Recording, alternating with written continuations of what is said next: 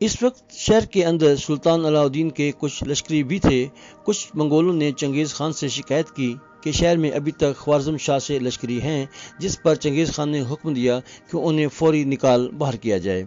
اس کے بعد کچھ لوگوں نے چنگیز خان سے شکایت کی کہ شہر کے لوگ ان لشکریوں کو باہر نہیں نکال رہے اور ابھی تک وہ بازاروں اور گلی کوچوں میں گھومتے پھر رہے ہیں۔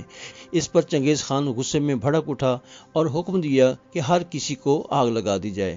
جامع مسجد کو چھوڑ کر شہر کی اکثر عمارتیں چونکہ لکڑی کی بنی ہوئی تھیں۔ جب شہر کے ایک مکان کو آگ لگائی گئی تو سارا شہر جل کر خاکستر ہو گیا۔ کچھ لوگ جو بچ گئے تھے اور جن میں بخارا شہر کا حاکم بھی تھا، وہ شہر کے قلعے میں محصور ہو گئے اور منگولوں کا مقابلہ شروع کر دیا۔ آخر کار منگول قلعے کی دیوار پھاند کر اندر داخل ہوئے اور بخارا کے حاکم اور دوسرے تمام لوگوں کو پکڑ کر موت کے گھاٹ اتار دیا۔ اس طرح مسلمانوں کا عظیم شہر بخارا چنگیز خان کے ہاتھوں فتح ہوا۔ بخارا کو فتح کرنے اور اس سے پیماندہ خاک کرنے کے بعد چنگیز خان نے اپنے لشکر کے ساتھ مسلمانوں کے ایک اور بڑے عظیم شہر سمرقند کا رخ کیا۔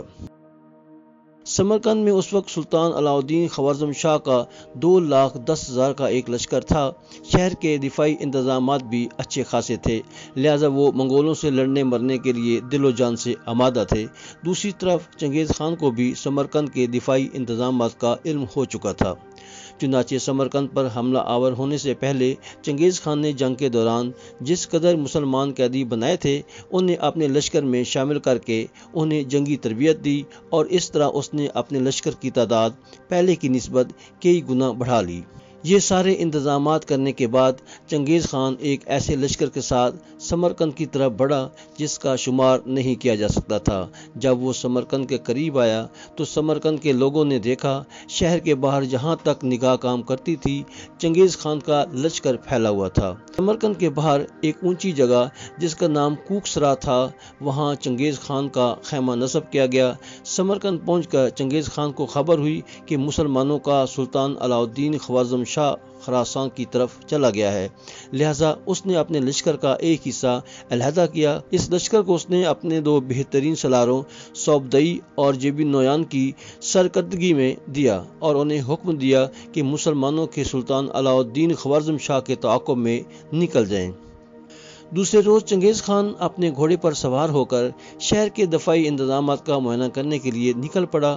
اس نے شہر کی فصیل، قلعے اور شہر کے ارد گرد جو خندق تھی سب کا بغور جائزہ لیا۔ شہر کے اندر جو مسلمانوں کا 2,10,000 کا لشکر تھا، اس کا سپہ سالار اعلیٰ علب خان اپنے لشکر کے ساتھ شہر سے باہر نکلا اور چنگیز خان کے لشکر پر ٹوٹ پڑا۔ صبح سے لے کر شام تک ہولناک جنگ ہوئی، کوئی بھی لشکر شکست ماننے کے لیے تیار نہ تھا۔ یہ پہلا موقع تھا کہ چنگیز خان کے لشکر کو مسلمانوں کے ہاتھوں کافی نقصان ہوا۔ اس کے بے شمار لشکری اس جنگ میں مارے گئے۔ سمرقند کے باہر اس کے لشکریوں کی لاشوں کے ڈھیر لگ گئے، جبکہ علب خان یہ کارروائی کرنے کے بعد واپس سمرقند اپنے شہر چلا گیا۔ اپنا یہ نقصان دیکھتے ہوئے اگلے روز چنگیز خان نے اپنے پورے لشکر کی کمانداری اپنے ہاتھ میں لے لی۔ پہلے دن چنگیز خان کے لشکر پر ضرب لگانے کے بعد مسلمانوں کے حوصلے کچھ بڑھ گئے۔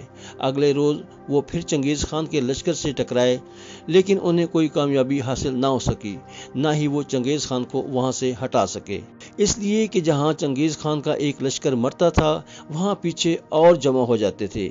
اس کے پاس ایسا لشکر تھا جس کو شمار نہیں کیا جا سکتا تھا۔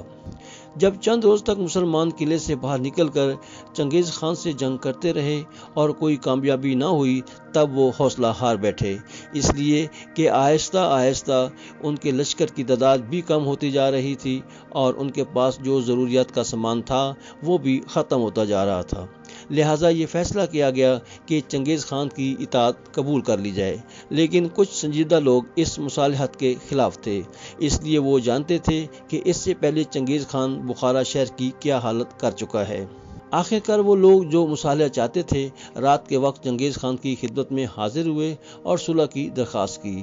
چنگیز خان نے ان سے اچھا سلوک کیا، ان کی صلح کی درخواست کو قبول کر لیا، جس کے جواب میں شہر کے لوگوں نے شہر پناہ کے دروازے منگولوں کے لیے کھول دیے۔ اس طرح چنگیز خان اپنے لشکر کے ساتھ سمرقند شہر میں داخل ہوا۔ شہر کے اندر جس قدر فصیل اور دوسرے دفاعی انتظامات تھے سب کو گرا کر زمین کے برابر کر دیا۔